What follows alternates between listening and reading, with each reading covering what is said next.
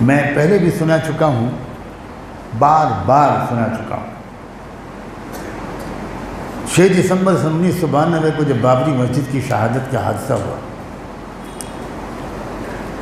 اس کے بعد میرے دل و دماغ پر عجیب کیفیات تھی، تو میں نے پھر اس کے بعد ایک اصول یہ بنایا کہ میں کسی بھی پروگرام یا جلسے میں نہیں جاؤں گا جس میں غیر مسلم لوگوں کو نہ بلایا گیا۔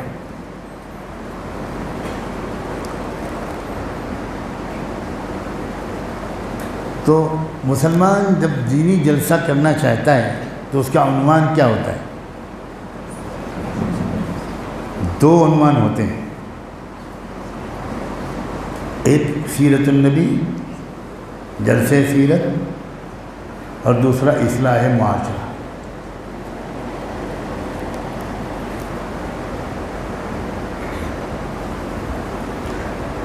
تو راجستھان سے میرے پاس کچھ لوگ آئے، جے پور سے، اور انہوں نے مجھ سے یہ کہا کہ ہم لوگ فروری کے مہینے میں یا جنوری میں جے پور میں ایک جلسہ سیرت رکھنا چاہتے ہیں، اس کے لیے آپ کو بلانے آئے۔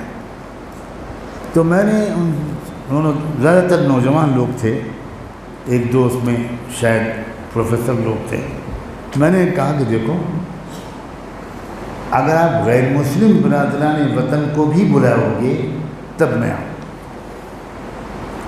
اور اس کی سیدھی وجہ یہ ہے کہ آقا نامدار رحمت دو عالم صلی اللہ علیہ وآلہ وسلم وہ رحمت للمسلمین نہیں تھے، وہ رحمت للعالمین۔ تو صرف مسلمانوں کے سامنے اللہ کے رسول کا تذکرہ یہ مناسب نہیں۔ تو شروع میں وہ لوگ بہت پریشان ہوئے میری یہ بات سن کر کہ اس وقت بابری مسجد کی شہادت کے بعد پورے ملک میں نفرت اور تناؤ کا ماحول تھا، نفرت اور خوف کا ماحول تھا۔ تو لیکن میں نے جب اصرار کیا تو انہوں نے کہا ٹھیک ہے ہم لوگ کوشش۔ میں نے ان کو یہ بھی اطمینان دلایا کہ دیکھو، آپ سے میری گزارش صرف یہ ہے کہ آپ اپنے علاقے کے غیر مسلم بھائیوں بہنوں نوجوانوں کو آپ انوائٹ کرو، اگر وہ نہیں آتے تو پھر آپ کا کوئی قصور نہیں، لیکن آپ بلا۔ اللہ ان کو جزائے خیر دے، انہوں نے جا کر ہمت کی تو بہت اچھا رسپانس ملا، اور لوگوں نے کہا کہ ہم آئیں گے، ضرور آئیں گے۔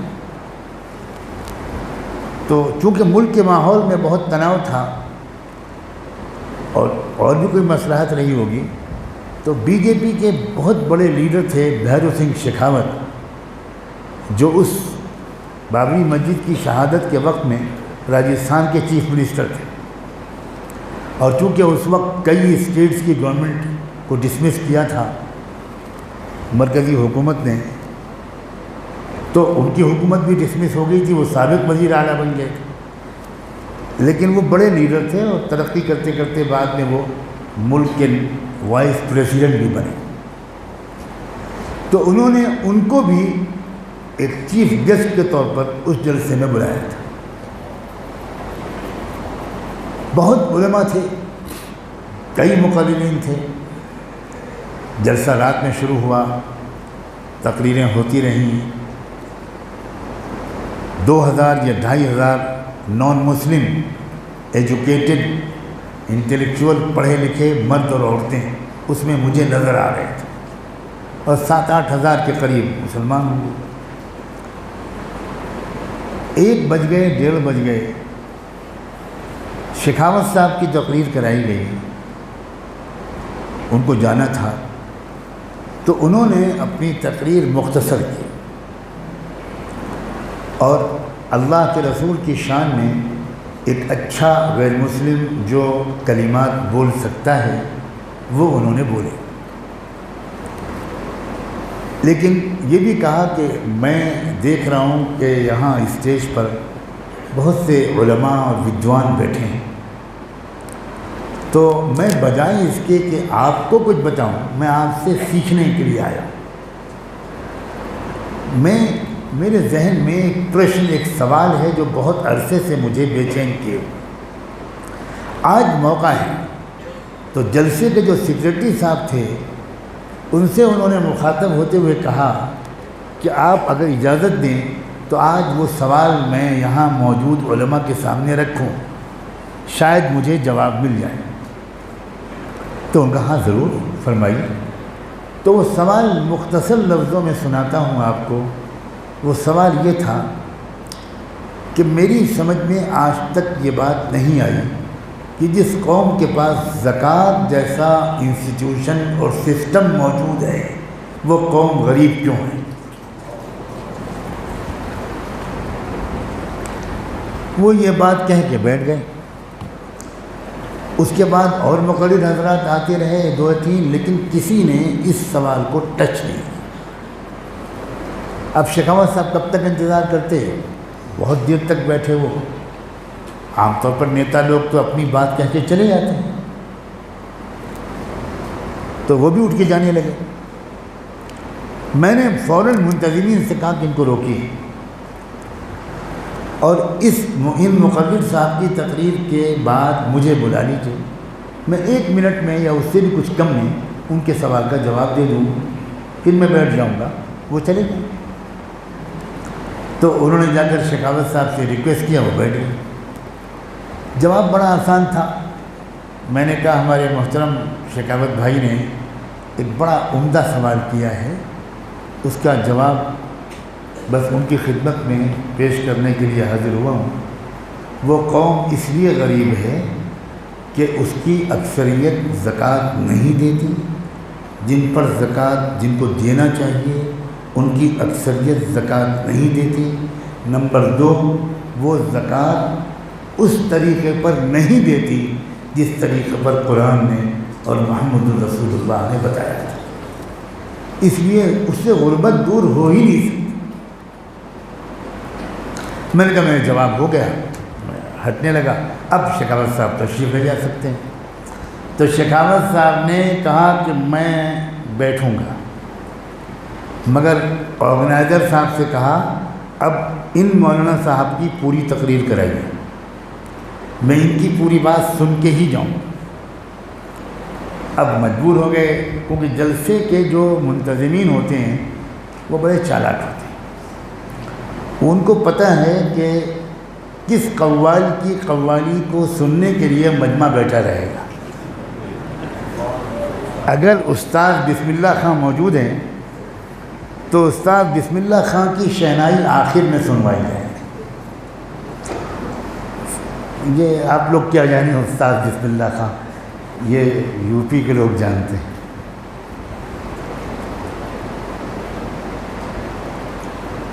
تو مجھے وہ روکے ہوئے تھے آخر تک کے لیے۔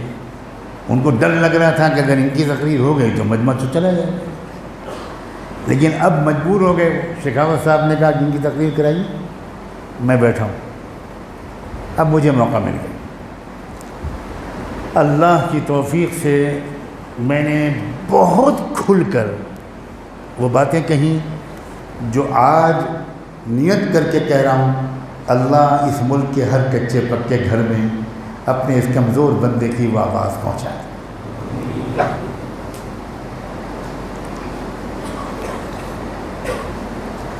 میں نے زکوٰۃ کا سسٹم سمجھانے کے بعد جو سسٹم قرآن نے قائم کیا تھا، جو اللہ کے رسول نے پریکٹیکلی کر کے دکھایا، جس کے نتیجے میں 20-25 سال کے اندر وہ پورا بر اعظم جو دنیا کا غریب ترین بر اعظم تھا، poorest nation of the world, 20-25 سال کے اندر وہ پوری دنیا کا سب سے مالدار بر اعظم بن گیا۔ وہ قوم جو پوری دنیا کی کمزور ترین غریب ترین قوم تھی، وہ 20-25-30 سال کے اندر پوری دنیا کی غریبی کو ختم کرنے کے لیے نکل کھڑی ہوئی۔ اس سسٹم کو میں نے بیان کیا۔ شکاوت صاحب بالکل دم بخود سنتے رہے۔ اس کے بعد میں نے ان سے کہا کہ اب میں شکاوت بھائی ایک بات آپ سے پوچھتا ہوں، آپ نے جس محبت سے بھروسے کے ساتھ اپنائیت کے ساتھ یہ سوال کیا ہے، اسی بھروسے محبت اور اپنائیت کے ساتھ آپ سے یہ پوچھنا چاہتا ہوں کہ آپ کو جب یقین ہے کہ زکوٰۃ غریبی کو مٹانے کا سب سے شاندار ذریعہ ہے، تو اس دیش کی غریبی کو مٹانے کے لیے آپ زکوٰۃ کے سسٹم کو کیوں قبول نہیں کرتے؟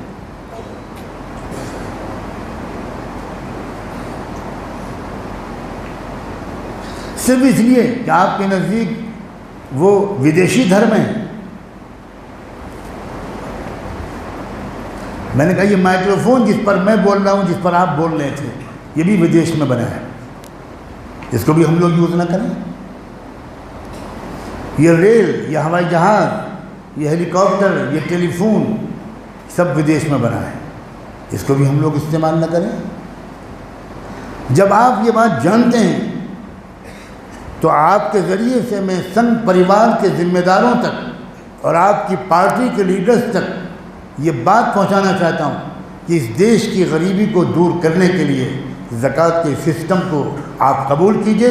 میں حاضر ہوں اپنے سب کام چھوڑ کر اس دیش کی غریبی کو دور کرنے کے لیے آپ کو بتاؤں گا کہ زکوٰۃ کے سسٹم سے آپ کیسے فائدہ اٹھائیں۔ اور میں نے کہا زکوٰۃ کی جب بات چھڑی ہے تو میں نماز کی بھی بات آپ سے کروں گا۔ میں نے ان سے کہا کہ آپ کو جاننا چاہیے کہ نماز عربی زبان کا لفظ نہیں ہے، نماز فارسی زبان کا لفظ ہے، اور فارسی میں سنسکرت سے آیا ہے، اور سنسکرت میں نمہ اج کہتے تھے۔ گیتا میں تذکرہ ہے نمہ اج کا، یعنی اس خدا کو نمن کرنا، اس کے سامنے جھک جانا جس نے کسی کو جنم نہیں دیا، جو خود کسی سے جنما نہیں، لم یلد ولم یولد، اس کو نمہ اج کہتے تھے ویدک زبان میں۔ اور اس کے بعد فارسی میں گیا۔ صاحب آپ پڑھے لکھے آدمی ہیں، آپ جانتے ہوں گے کہ زبانوں کی فیملیز ہوتی ہیں، زبانوں کے خاندان ہوتے ہیں۔ میں لنگوسٹکس کا ایک طالب علم ہوں۔ ایک لفظ کسی زبان سے میں ہوتا ہے وہ بہت دور تک جاتا ہے۔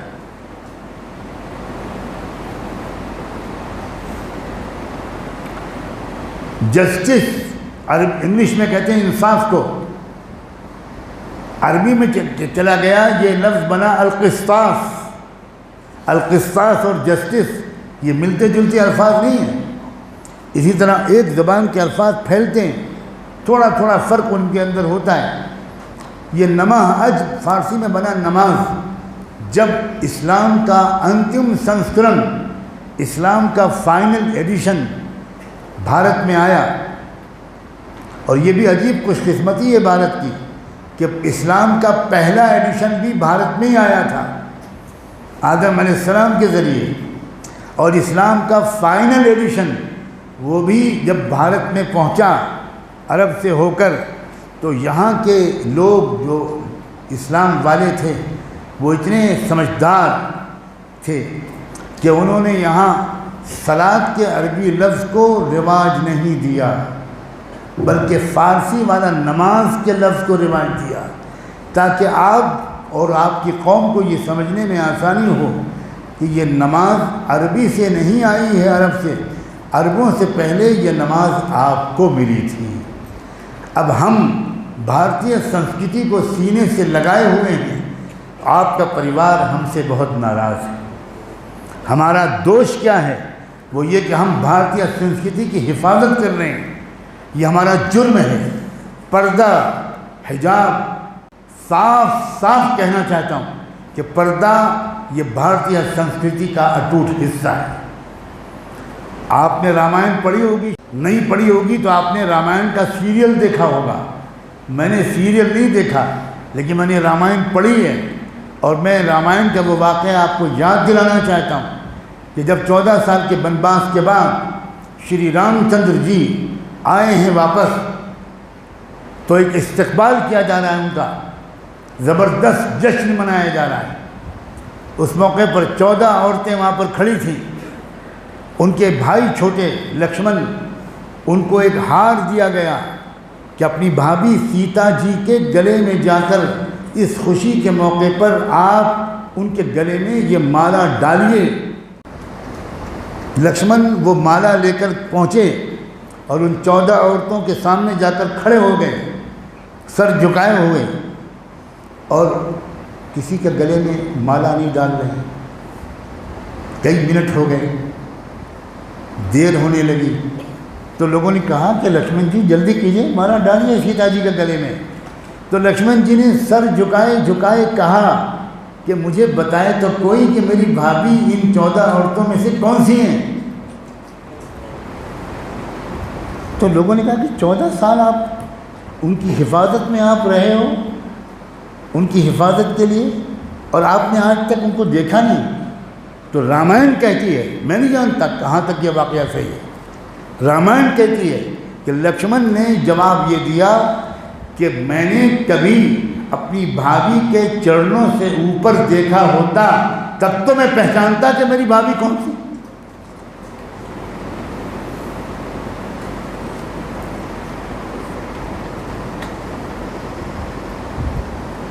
اب میں مختصر کرتا ہوں، میں اپنی بیان پورا کر چکا، 2 گھنٹے